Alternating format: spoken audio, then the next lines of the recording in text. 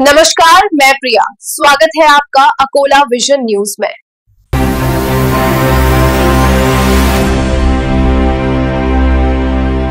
Akola vision news, हरदम सच के साथ।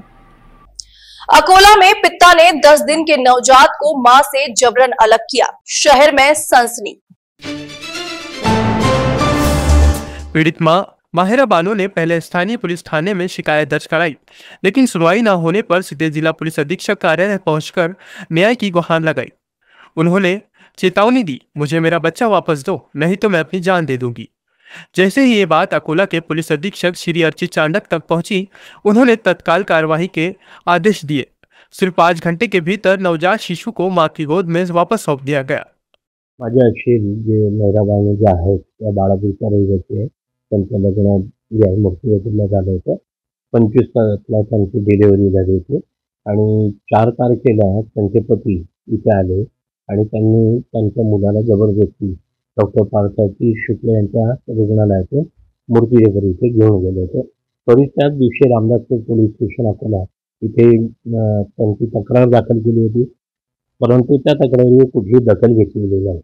त्यामुळे लगेच मग आम्ही महिला बाल कल्याण समितीकडे त्याच दिवशी तक्रार दाखल केली. त्यानंतर पोलीस अधीक्षक कार्यालयात सुद्धा आम्ही तक्रार दाखल केली, परंतु कुठेही त्याची दखल घेतली गेली नाही. आणि डॉक्टर पार्थसारथी शुक्ल यांना सुद्धा आम्ही विनंती केली की आपण पण तक्रार दाखल करा, परंतु कुठल्याही प्रकारची तक्रार कोणीही घेतल्या गेली नाही. अखेर शेवटी आज म्हणजे आम्हाला प्रसारमाध्यमांना हाताशी घ्यावं लागलं, त्यांच्याकडे दाद मागावी लागली आणि त्यांनी मोठ्या प्रमाणात या बातमीचा प्रसार केला आणि अखेर शेवटी आज पोलीस अधीक्षकांची आमची भेट होऊ शकली.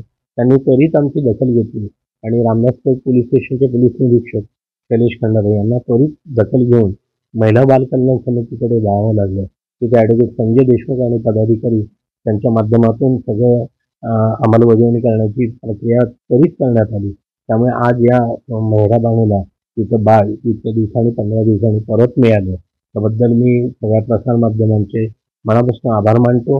पोलीस अधीक्षक अर्चित चांडक साहेब यांचे सुद्धा मनापासून आभार मानतो. धन्यवाद.